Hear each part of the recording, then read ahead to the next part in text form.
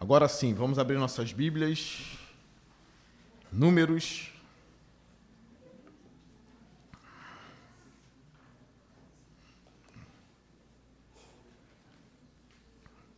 Capítulo 21.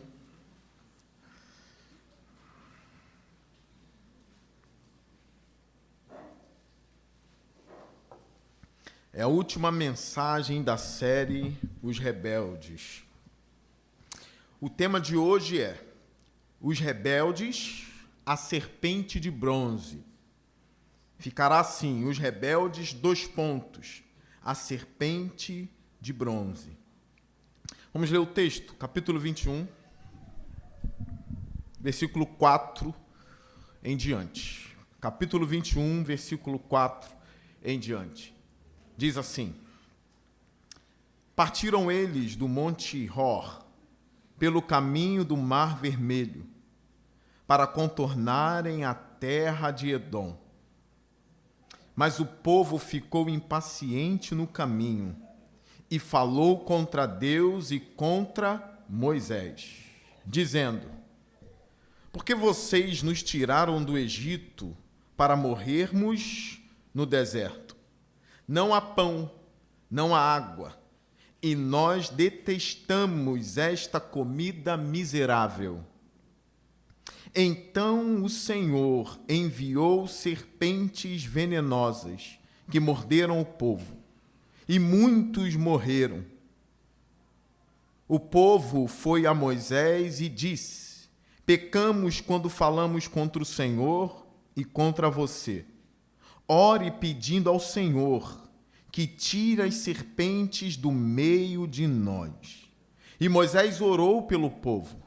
O Senhor disse a Moisés: Faça uma serpente e coloque-a no alto de um poste.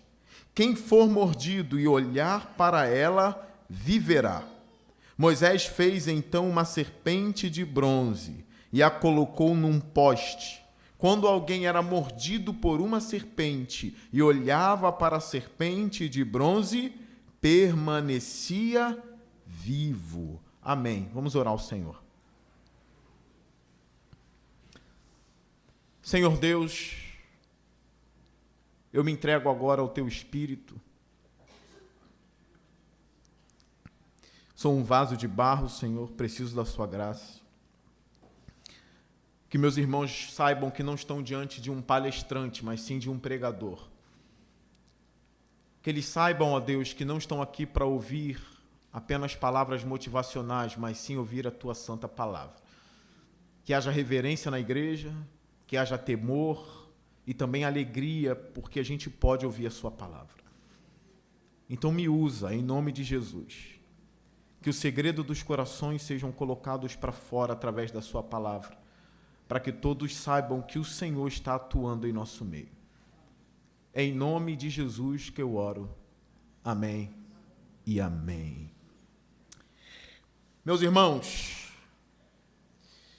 como eu disse para vocês, o meu propósito com essa série de mensagens e números, mesmo tendo o tema Os Rebeldes,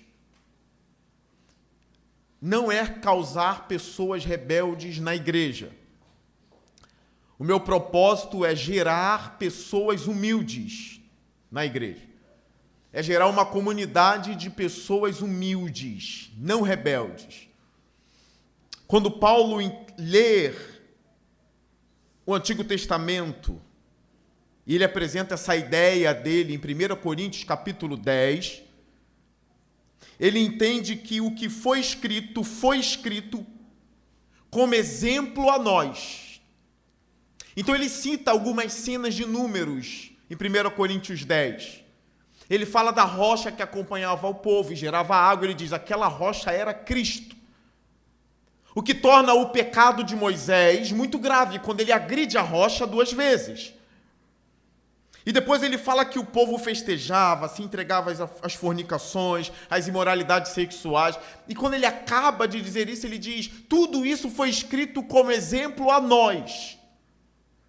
para que a gente não cometa as mesmas coisas que eles cometiam.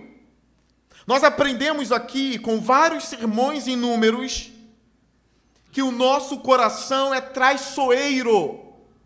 O nosso coração, sem o Espírito Santo, sem a palavra de Deus guiando, ele apronta coisas terríveis.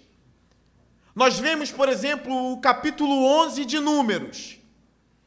O povo foi entregue à gula, o povo blasfemou contra o maná, o povo perturbou tanto Moisés, que Moisés pediu para morrer. E aí a gente tem uma ideia de Moisés como alguém muito iluminado, parecia um anjo na terra, né? Alguns acham que Moisés nem andava no deserto, que Moisés ele era tão máximo, tão grande, que ele voava pelo deserto. Mas o texto bíblico mostra o Moisés humano, o Moisés feito de barro, como eu sou feito de barro. Um homem que sem a graça de Deus, sem o Espírito de Deus, não poderia liderar o povo. Não dá para liderar o povo de Deus sem o Espírito de Deus. Não dá para liderar o povo de Deus sem a graça de Deus. Então, no capítulo 11 de Números, Moisés pede para morrer. É isso mesmo, ele diz, mata-me.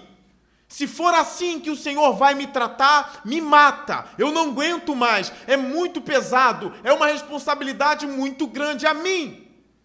E aí Deus, por misericórdia, levanta 70 líderes em Israel.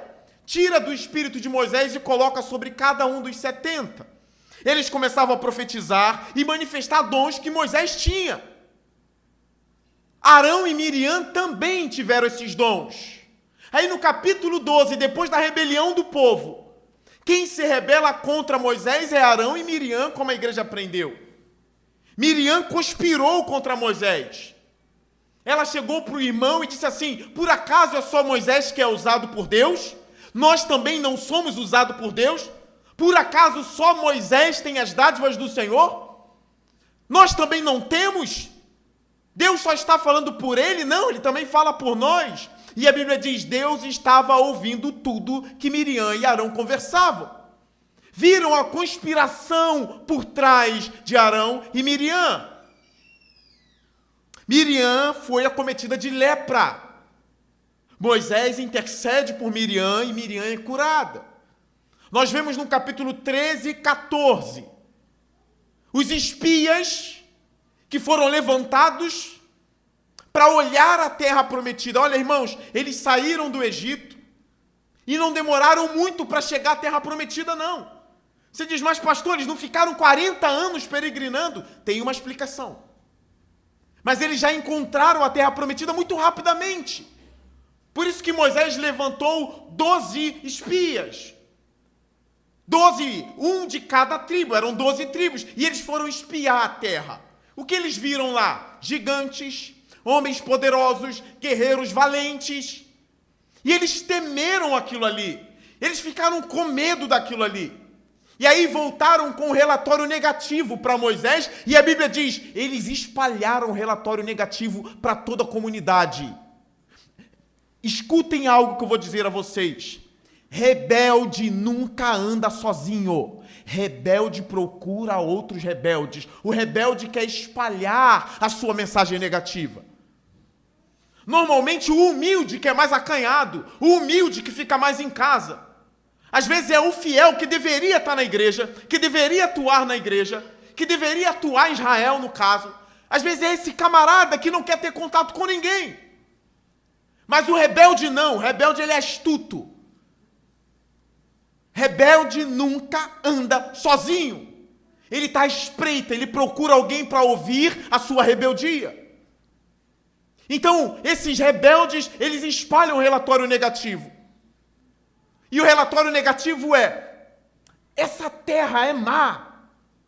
Eles são tão poderosos que eles devoram tudo o que entra nela. Aí Josué e Calebe se levantam, eles estavam entre os 12, tá? Josué, filho de Num, Calebe, filho de quem? Jefoné. Calebe, filho de Jefoné. Eles se levantam e dizem assim, não, Deus vai dar a terra para nós. Deus está conosco. Nós vamos comê-los como se come pão. Nós que vamos devorar eles. Eles não vão nos devorar. Nós vamos devorar eles como se devora um pão. Dos 12, só 2 foram fiéis.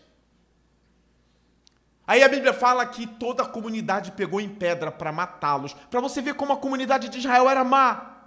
Não era uma comunidade de gente fofa. Era de gente ruim.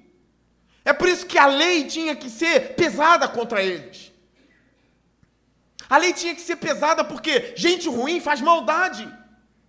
E nesse período da história, Deus precisou guiar o povo com uma certa vara de ferro. E a lei veio ali contra esse povo. Eles quiseram pegar pedras para matar Moisés, Arão e os outros. Aí a Bíblia fala que a ira do Senhor se acendeu no arraial.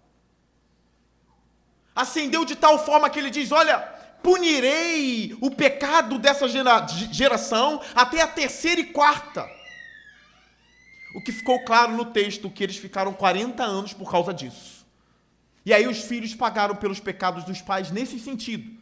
Não é que existe maldição hereditária.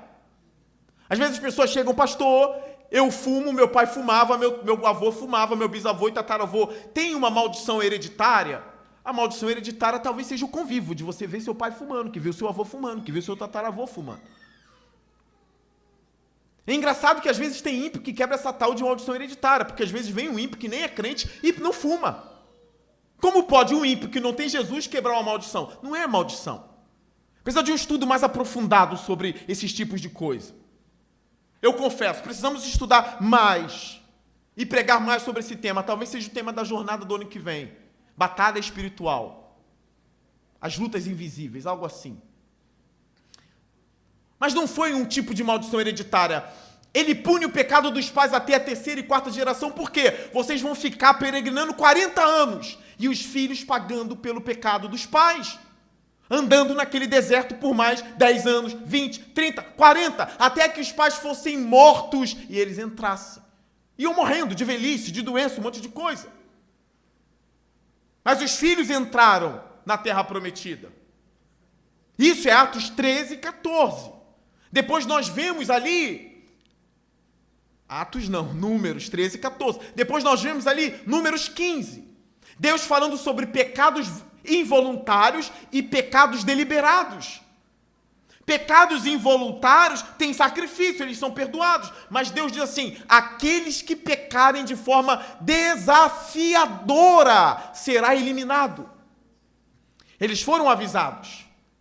Aqueles que pecam deliberadamente de forma desafiadora contra Deus, contra Moisés, contra o povo, será eliminado. Eles sabiam disso.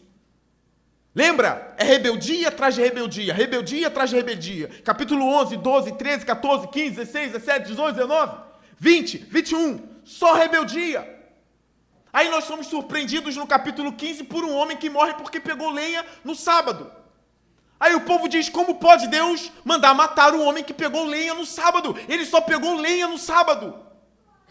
Eu ensinei para a igreja, tem um sermão inteiro só falando sobre isso. Ele não morreu porque pegou lenha no sábado somente. Ele sabia que o sábado deveria ser guardado.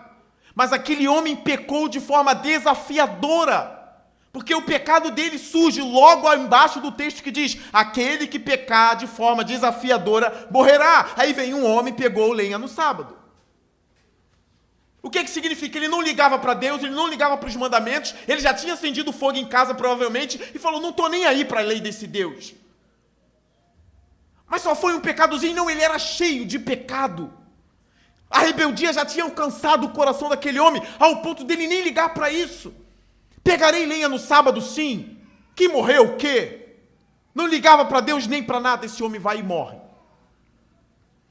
Depois da cena deles, entramos ali em número 16, o pecado de Corá, Datã e Abirão, que quiseram um cargo que não era deles. Eles já tinham bom cargo em Israel. Eram líderes em Israel, eles eram levitas. Cuidavam do tabernáculo do Senhor, mas eles queriam ser como Arão. Pegaram o incensário, eu quero isso. Eu quero mais do que o meu cargo, eu quero o cargo de Arão. Eu quero aquilo ali. Eu não me contento com o que Deus me deu. Eu quero aquilo ali. Desafiam Moisés e desafiam a Deus. Resultado, eles morreram engolidos vivos pela própria terra, conforme Moisés propôs. E aí vem a vara de Arão, na verdade o bordão, como eu ensinei para a igreja, floresce. E Deus deixa claro, o meu sacerdote é Arão, o sumo sacerdote é Arão. E ele diz assim, ninguém servirá diante do altar, a não ser Arão e a família de Arão. Levitas, contentem-se em trabalhar no tabernáculo. Vocês são responsáveis pela minha tenda. Isso já é muito bom. Nenhum levita vai se achegar ao altar. Só Arão e os seus filhos. E aí ninguém ousou mais tomar isso para si. Aí nós vemos o texto mais triste de Números, que é Números capítulo 20. Por que é o mais triste? Porque é o texto que logo no versículo 1 diz assim, Miriam morreu e foi sepultada. Já começa. O povo já está morrendo. Eles não vão entrar na terra prometida. Miriam, irmã de Arão e de Moisés. Já começa assim o capítulo 20. Miriam morreu e foi sepultada. Depois do capítulo 20 ainda, Moisés espanca a rocha. Deu água.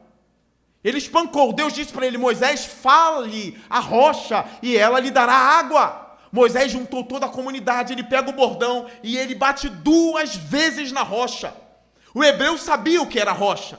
Ele sabia o significado de rocha. A rocha era o Senhor. Moisés espanca a rocha. Deu certo ou não deu certo? Deu certo, porque jorrou água. Mas era certo, sim ou não? Não era certo. Mas saiu água, mas não era certo. Deus reúne Moisés e Arão e diz assim, vocês desonraram a minha santidade diante dos olhos dos israelitas. Como se Deus estivesse dizendo, você me espancou, Moisés. Você e Arão não entrarão na terra. Olha agora. Primeira tristeza do capítulo 20, Miriam morre. Segunda, o juízo contra Moisés. A terceira tristeza, Arão morre no capítulo 20 também. E Arão morreu e foi sepultado. Os líderes estão morrendo. Ficou Moisés sozinho, porém condenado a não entrar na terra. E aí nós entramos aqui no capítulo 21. O versículo 1 desse capítulo vai mostrar um rei cananeu desafiando Israel e atacando Israel. Olha o que está escrito nesse texto. Quando o rei cananeu de Arade, que vivia no Neguebe, soube que Israel vinha pela estrada de Atarim, atacou os israelitas e capturou alguns deles. Então Israel fez este voto ao Senhor, se entregares este povo em nossas mãos, destruiremos totalmente as suas cidades. O Senhor ouviu o pedido de Israel e lhes entregou os cananeus. Israel os destruiu completamente, a eles e as suas cidades, de modo que o lugar foi chamado Hormá. Olha que bênção, agora Israel até ora. Os rebeldes passaram a orar. Os rebeldes passaram a vencer guerra. Eles oraram, fizeram um voto, Deus ouviu, eles venceram uma batalha, eles foram atacados e eles venceram. Eles estão indo bem. Um comentarista bíblico chamado Warren Wiersbe, ele vai dizer o seguinte, olha, eles foram bem na batalha. Mas a questão não é ir bem somente na batalha daquele dia. O desafio é se manter fiel na caminhada. Não adianta comemorar uma vitória vencida hoje, não adianta festejar uma guerra vencida hoje e perecer no caminho. O desafio de Israel é permanecer fiel na jornada. Mesmo depois da vitória, o versículo 4 diz isto. Partiram eles do Monte Hor, pelo caminho do Mar Vermelho, para contornarem a terra de Edom. Mas o povo ficou impaciente no caminho e falou contra Deus e contra Moisés. Irmãos, eu olho para esse texto aqui. Eu comecei no capítulo 11, eu estou no 21. Eu olho para esse texto aqui e eu digo, rebeldia de novo. Se você está fazendo o seu devocional e você chega no livro de Números e você começa a ler rebeldia, tem 2 caminhos para você. Ou você vai ler e dizer, tá aí, a minha rebeldia está justificada. Porque se eles são rebeldes, eu sou também. Aí você começa a tolerar a sua própria rebeldia, porque você encontra a rebeldia de Israel imparavelmente acontecendo. Aí você diz, bingo! Achei porque eu sou rebelde. Agora, muito bem, eu sou, mas Israel também era, continuarei sendo rebelde. E aí você vai para a destruição, assim como eles foram. 2, você vai tomar pavor de rebeldia. Porque você vai ver que ela persiste, que ela continua atacando você, ela continua no seu coração. E você vai odiá-la, e você vai combater a rebeldia com o quê? Humildade, mansidão. Você vai enfrentar, você vai declarar guerra contra a rebeldia, porque o livro de Números não mostra só rebeldes, mostra a punição dos rebeldes. Então você não pode olhar como alguns olham para Davi e dizer assim, se ele adulterou, eu adultero também. Davi adulterou, quem dirá eu? Aí justificam o adultério por causa do adultério de Davi. Mas está disposto a passar pelo que ele passou? Foi traído diante de todo Israel pelo próprio filho. O filho dele, Absalão, se deitou com todas as mulheres de Davi em pleno Israel. Foi traído. Os filhos morreram à espada. E essa parte você aceita também? Olha, eu sou um adúltero, mas Davi também é, tudo bem. Mas Davi perdeu os filhos. Uma filha foi estuprada pelo próprio irmão. Absalão depois morreu pela mão do general. Está disposto a assumir a consequência desse grande pecado? Porque ele não só adultera, ele mata um homem fiel, chamado Urias. Não justifique os seus pecados porque você olha a gente grande também pecando na Bíblia. Não justifique jamais o seu pecado por isso. Ao ler, já que você se identificou na passagem, o que você deve fazer? Orar e dizer, Senhor, me tira disso. Eu não quero passar pelo que eles passaram. Guarda os meus pés, guarda o meu coração, não me deixe ser rebelde.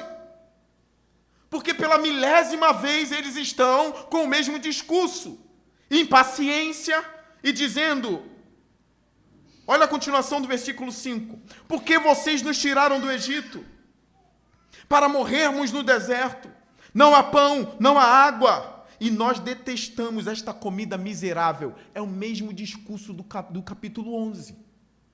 Só nos resta esse maná.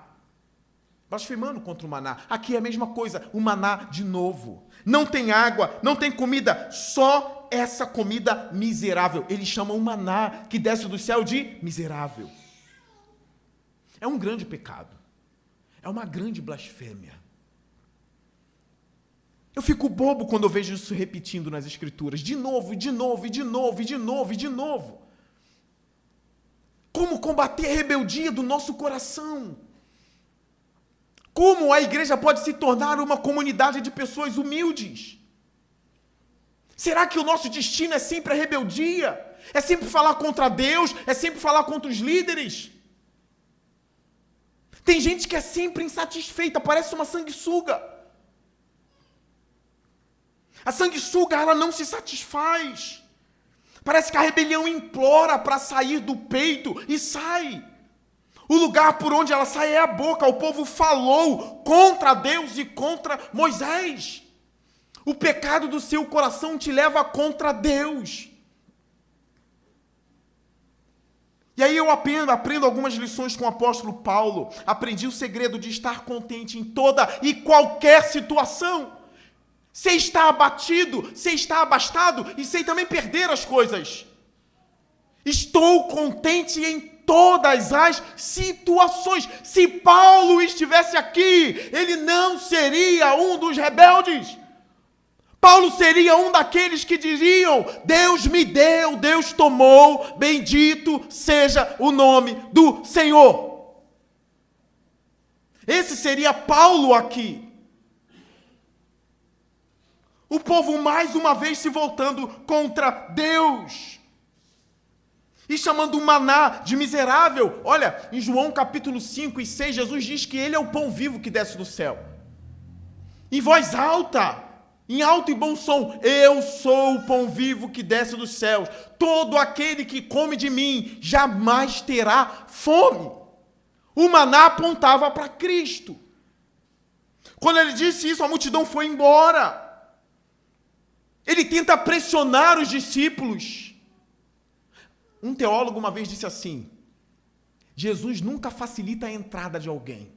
Ele nunca facilita a entrada para ser um discípulo. Um teólogo disse isso. Estou examinando com muito cuidado a fala dele ainda, mas parece uma boa fala. Porque eu lembro uma vez que ele diz, olha, quem vem a mim ama mais seu pai, sua mãe, seus irmãos e tudo, mais do que a mim não é digno de mim. Ele não facilita a entrada. Mas esse teólogo disse, mas ele facilita a saída. Quer ir embora? Vá. Ele diz para os discípulos, e vocês também não vão? Vão embora. Aí Pedro se levanta, para quem iremos nós se só tu tens o quê? Palavra de vida eterna. Preste atenção aqui, para que a rebeldia contra Deus não tome o seu coração.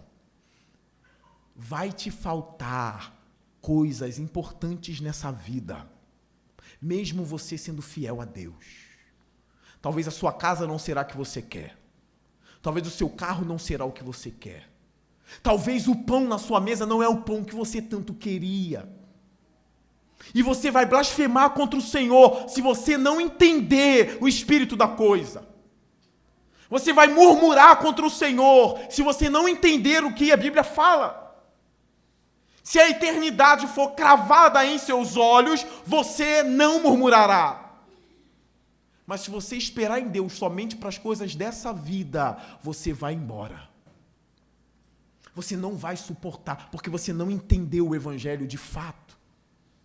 Fica claro aqui quando eles falam contra o pão, porque o diabo tentou Jesus no deserto nisso. Ele viu que Jesus estava com muita fome. E lembre-se, o diabo sempre vem na hora propícia. Ele fica à espreita ali da gente. Ele fica à espreita. Quando ele vê agora, o coração dela não está bem. O coração dela está quebrado. O coração dela está em pedaços. É agora que eu vou. Aí o diabo vem e diz assim, ué, Deus não é amor? Por que ele está deixando você passar por isso? Ele aproveitou o período da sua fragilidade emocional. Quando ele viu que Jesus estava com fome, ele se achegou e disse assim, você não é o Filho de Deus? Transforma essas pedras em pães. E Jesus, com muita fome ali, ele diz, está escrito, não só de pão viverá o homem, mas de toda a palavra que sai da boca de Deus. Jesus está disposto a morrer no deserto se Deus assim o quiser. Como eu disse aqui em algum outro sermão, só faltou ele dizer para o diabo, você está pensando que eu sou Israel, rapaz? Só faltou ele dizer para o diabo, você está pensando que eu sou Miriam e Arão, rapaz? Você está pensando que eu sou Moisés, rapaz? Eu sou o Filho do Deus vivo e sei que a palavra me basta e não o pão. Só faltou dizer isso.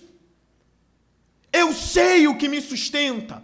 Quando os discípulos vieram felizes porque expulsavam os demônios e curavam os enfermos, Jesus disse para eles, não se alegrem por causa disso.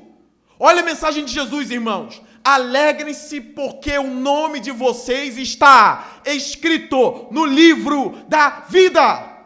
Se me falta o pão, a casa, as coisas da vida, mas meu nome está nos céus, amém. Eu sou o mais feliz dos homens. Aí você entendeu o espírito da coisa. Pode estar tudo caindo aos pedaços na sua casa. A roupa não é a que você quer, você sabe, eu tenho uma glória eterna me esperando e é logo ali. Aí o diabo vem com uma oferta, você diz, não, está escrito, o que adianta ganhar o mundo inteiro e perder a sua alma? Você tem bagagem agora. Você sabe que o que importa de verdade é quando você fechar os seus olhos, é ajuntar tesouro nos céus. Irmão, se a gente entender isso, a gente entendeu tudo. Tudo. E nada vai nos abalar. Preste atenção. Se você ler Paulo de forma errada, você terá raiva de Paulo. Porque Paulo diz assim, os nossos sofrimentos leves. Aí você diz, que cara sem vergonha, chamar o meu sofrimento de leve. Como ele ousa chamar o meu sofrimento de leve? O meu sofrimento é intenso e ele chama de leve. Leu de forma errada, é necessário continuar lendo Paulo. Porque o seu sofrimento só é leve se for comparado com uma outra coisa. O seu sofrimento será leve se for comparado com algo. E que algo é esse? Paulo diz, Os nossos sofrimentos leves e momentâneos não podem se comparar com o peso de glória que está por vir. Ele compara o sofrimento com a glória que em nós será revelada. É por isso que Jonathan Edwards orava o seguinte: crave a eternidade em meus olhos. É por isso que ele orava assim: crave ela aqui, para ele não se perder. Se a eternidade estiver aqui, eu sei que a vida é breve e eu sei que eu tenho uma glória eterna me esperando. Me assentarei em tronos gloriosos, andarei com Cristo, eu sendo rei e sacerdote com ele. É uma glória muito grande, irmãos. O nosso corpo, como diz a Bíblia, no abrir e fechar de olhos será transformado em um corpo corruptível. Então, pastor, quer dizer que as mãos e os dedos do abusador que abusou de mim quando eu era criança, as marcas dos dedos dele sairão do meu corpo? Todas sairão. Vai acabar isso. As marcas que a vida me causou, então, vai passar? Vai passar.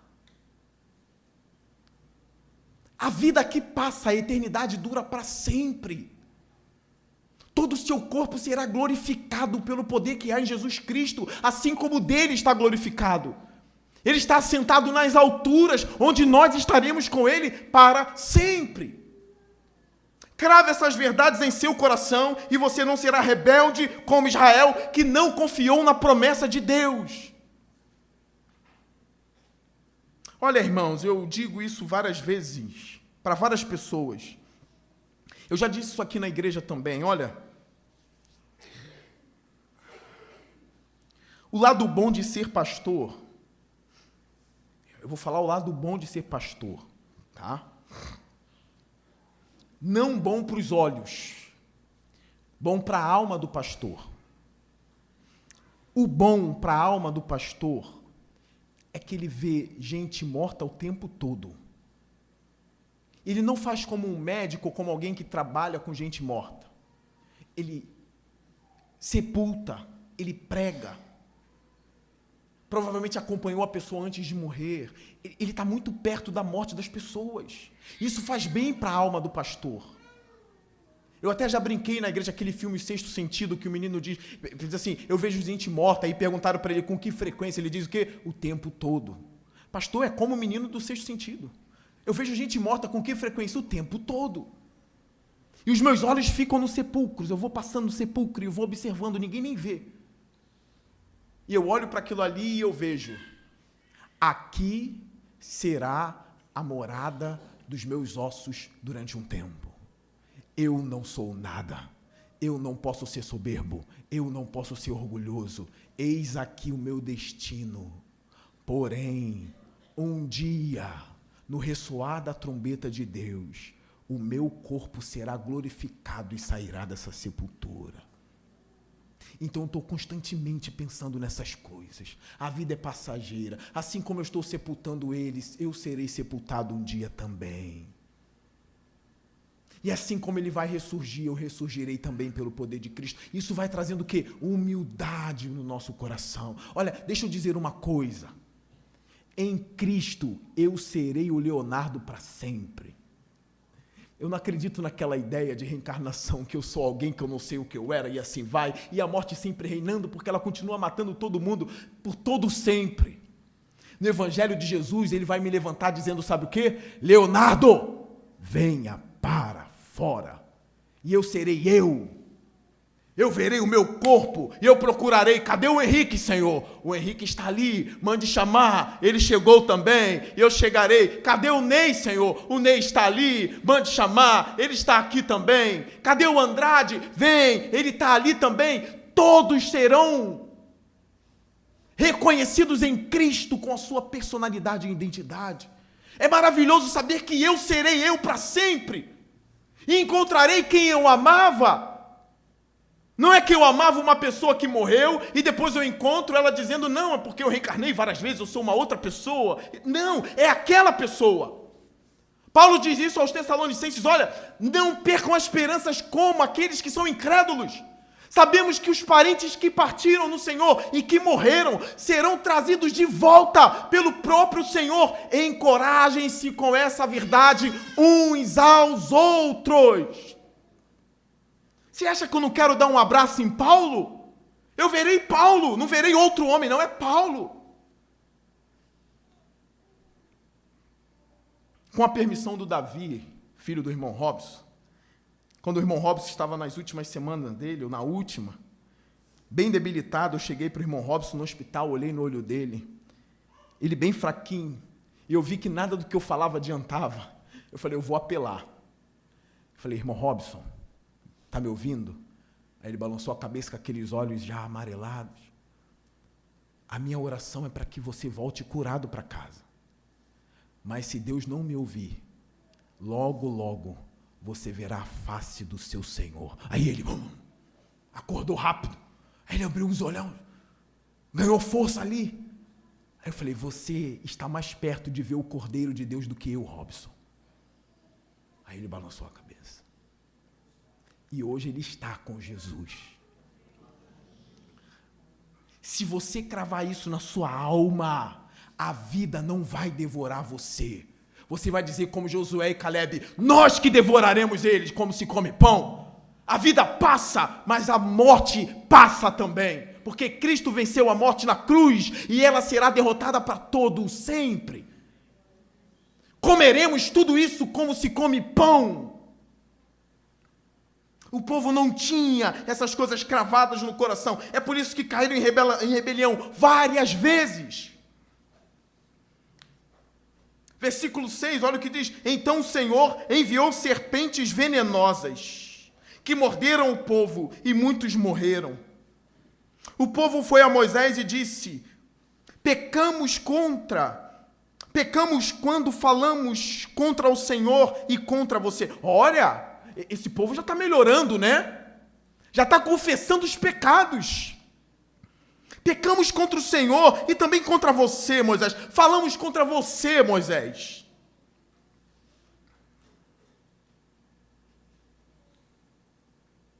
Eu falei sobre isso há pouco tempo. Dê nomes aos seus pecados e vá a quem você feriu. Porque qual é o costume da gente na hora de dormir? Senhor, perdoa os meus pecados, amém. Quais? Quais? Quem você feriu? Deus está dizendo, antes de colocar a sua oferta ali, vá até o seu irmão que você feriu. Dê nomes, e as pessoas têm nomes. Vá até ela e diz, pequei contra você. Fui eu que fiz. Você sabe que eu que te feri. Eu te peço perdão. Confesse, dê nomes aos seus pecados.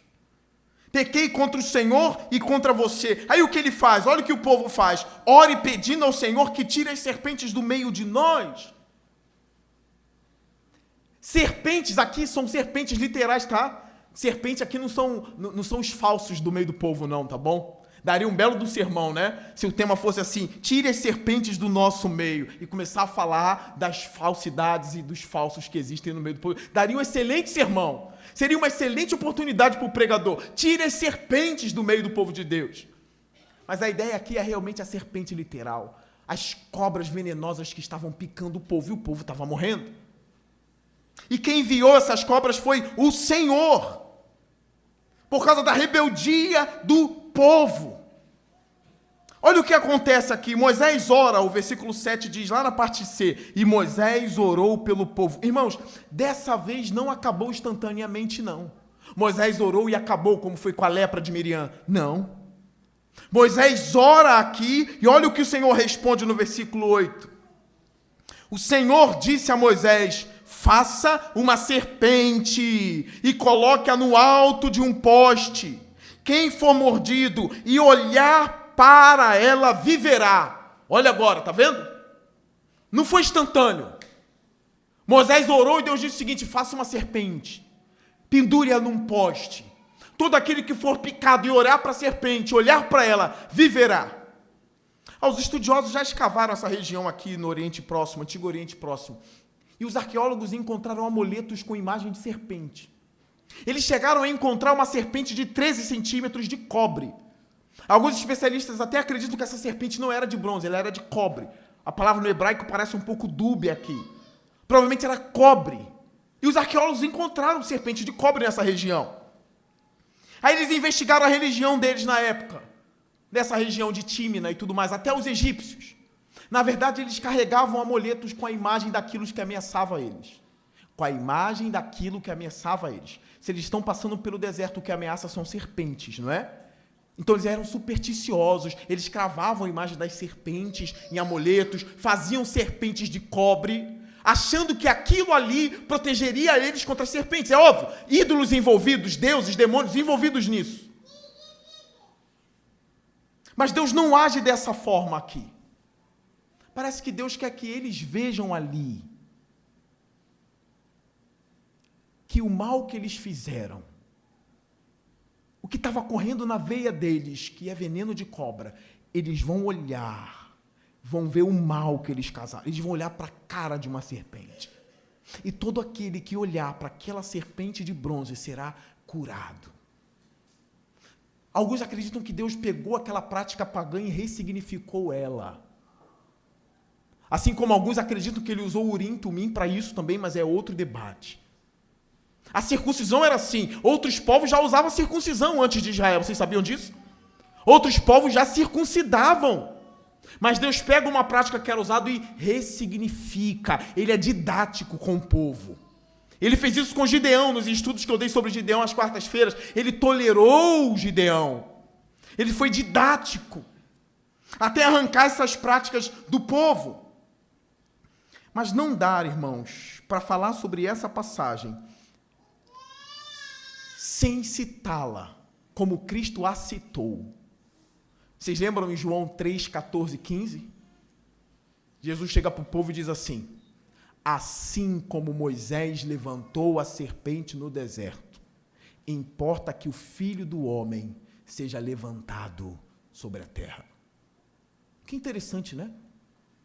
Assim como Moisés levantou a serpente no deserto, importa que o Filho do Homem também seja levantado. É a cruz, não é? Tem um paralelo aqui. O próprio Cristo usa, mas ele está se comparando a uma serpente? Não. O que corria na veia desse povo aqui? Veneno. Veneno de quê? De cobra. Eles olharam a cobra ali e o veneno saía. Não houve expiação aqui, não chamaram os sumos sacerdotes. O que foi proposto aqui é: aquele que apenas olhar para a serpente será curado. Apenas olhar para ela. Não era necessário sacrifício nenhum. Ué, Moisés, é só olhar para a serpente? Não tem que matar nada, nem um bode, nem nada. Não, é só olhar para a serpente. Aí vem Cristo. Depois que ele cita essa passagem de João 3, 14 e 15, vem o texto mais conhecido de toda a Bíblia, que é João 16, 3,16. Porque Deus amou o mundo de tal maneira que deu o seu único Filho, para todo aquele que nele crê, não pereça, mas tenha a vida eterna. Pastor, é só crer? É só olhar para a serpente? É só olhar para Jesus e crer? Eu não preciso fazer nada, é só crer nele. É só crer nele. Por isso que Paulo, pregando aos Coríntios, dizia: decidi nada saber entre vocês a não ser Cristo e este crucificado. Entenda primeiro a feiura da cruz, o sangue dele pingando na cruz. Entenda isso primeiro. Depois você vai saber sobre o poder da ressurreição, a esperança da glória. Mas primeiro eu quero colocar vocês diante de Jesus crucificado. Basta apenas olhar para ele e ver o que a sua rebeldia fez. O que a minha rebeldia causou. O Senhor da glória desceu e foi humilhado no madeiro por causa de mim. Aquela imagem dele nu, pingando sangue na cruz, com uma coroa de espinho, sendo levantado como a maior vergonha do mundo, o ser mais puro e santo, se tornando agora a escória do mundo, sendo levado ao vitupério, à vergonha, à humilhação. Experimente hoje a olhar para ele, primeiro crucificado, jorrando sangue por você. Veneno de cobra corria nas veias dos israelitas e eles olharam para uma cobra. O pecado jorra em nossa alma e a gente olha o pecado sendo colocado sobre Jesus na cruz. E é só olhar para ele e crer nele, que ele te purifica de todo o pecado. Pastor, está muito fácil isso aí. O texto diz que é só olhar, então é só olhar. Jesus diz, aquele que crê viverá para sempre. E é óbvio, depois que você crer, que amar a Deus, as suas obras serão obras de justiça e de santidade, é óbvio. Mas primeiro olhe para Ele. Vai continuar adorando ídolos, adorando demônios e um Deus crucificado jorrando sangue por você? Vai deixar morrer pelo veneno da serpente, se é só olhar para ela? É só olhar para ela e você tem negado o chamado de Deus até hoje. Eu não posso pegar o seu rosto à força e virar para a serpente no deserto. Você tem que olhar para ela. Eu não posso pegar o seu pescoço e te fazer olhar para Cristo crucificado.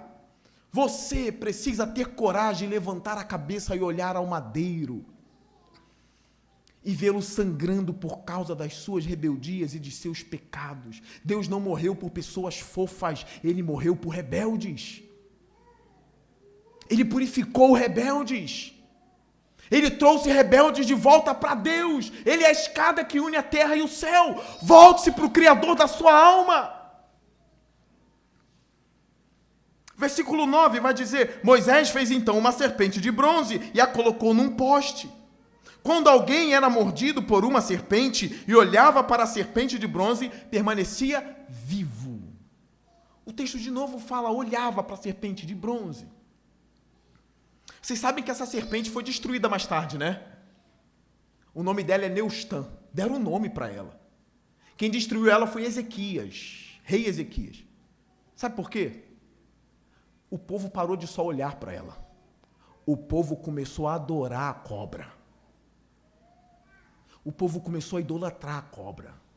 Ele parou de olhar e usou a cobra como um ídolo.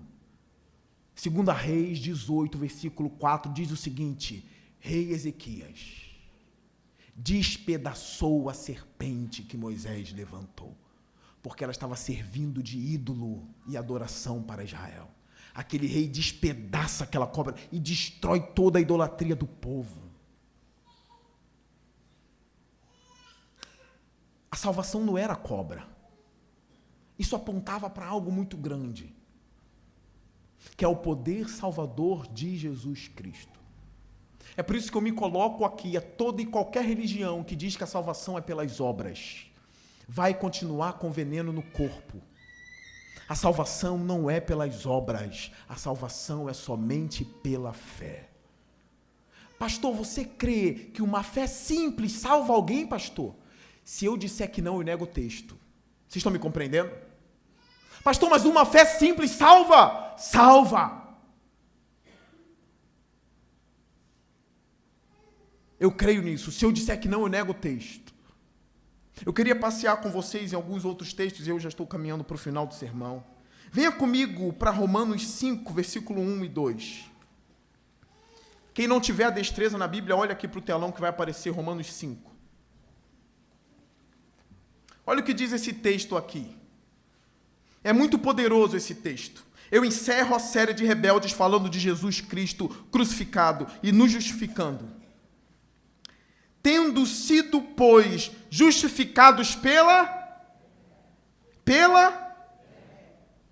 temos paz com Deus, por nosso Senhor Jesus Cristo, por meio de quem obtivemos acesso a esta graça na qual agora estamos firmes e nos gloriamos na esperança da glória de Deus.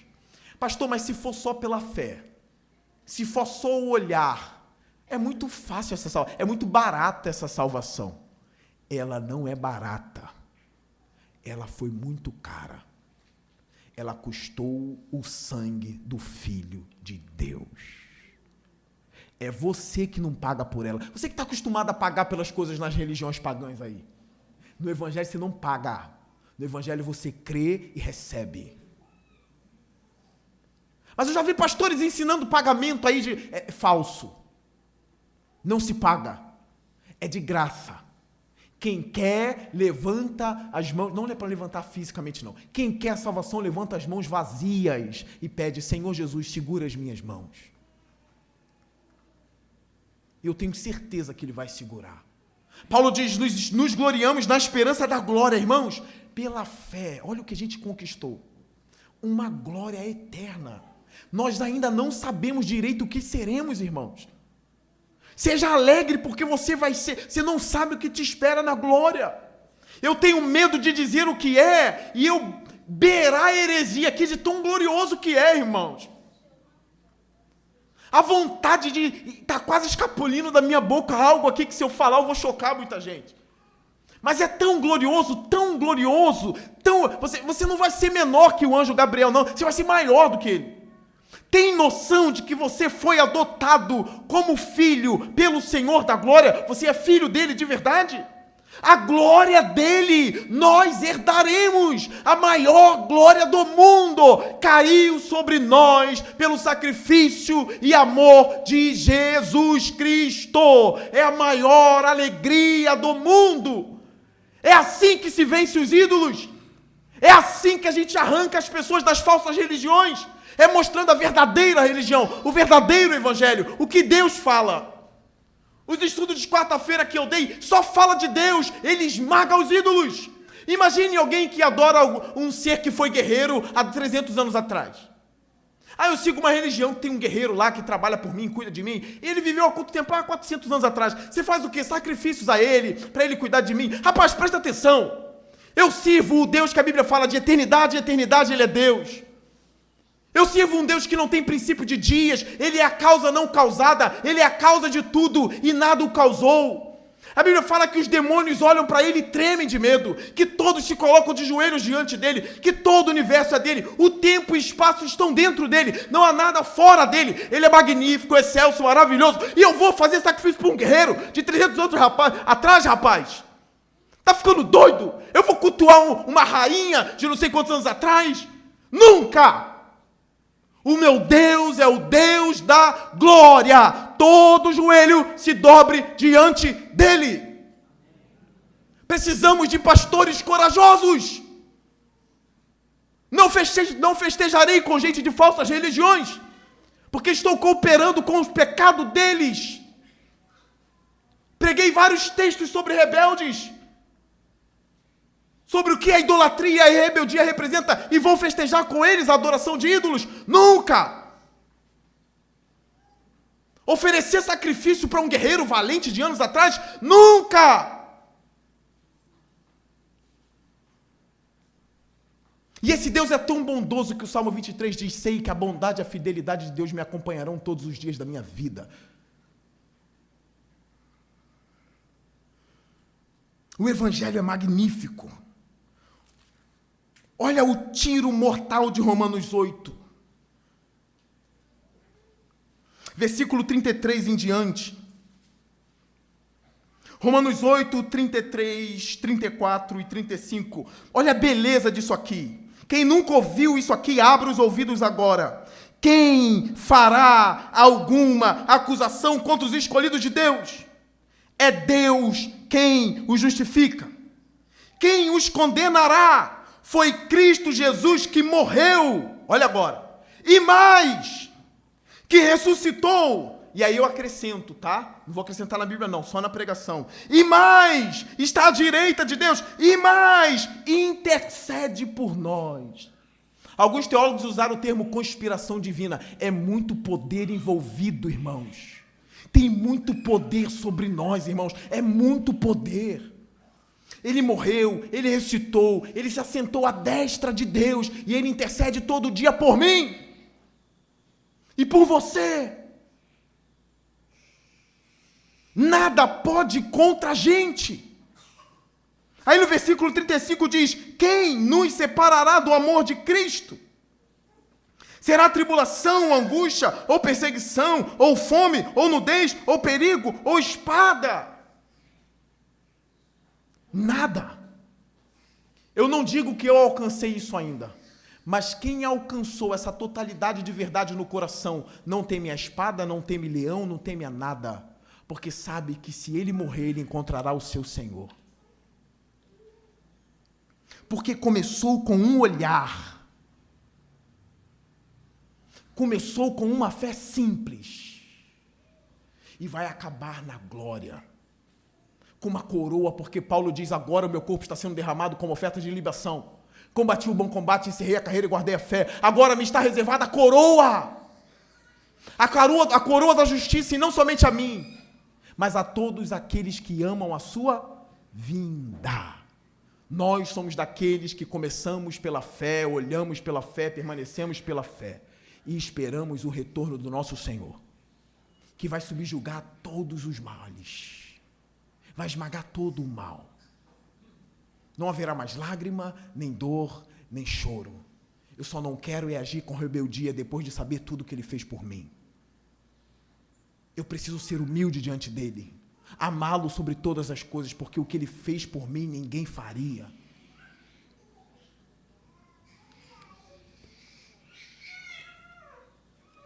Eu quero terminar com uma citação maravilhosa de Martim Lutero sobre o Evangelho. Olha o que Lutero diz. Cristo divide a honra e a dignidade da sua primogenitura com todos os seus cristãos, para que por meio da fé também sejam reis, sacerdotes com Cristo, tal como diz São Pedro em 1 Pedro 2,9, vós sois um reino sacerdotal e um sacerdócio real. Isso acontece quando o cristão, por meio da fé, é elevado de tal maneira acima de todas as coisas, que se torna Senhor espiritual sobre todas elas. É Lutero, tá? O crente se torna Senhor espiritual. Meu Deus! Saiba quem tu é, cristão. Você não é filho de Deus de brincadeira, não.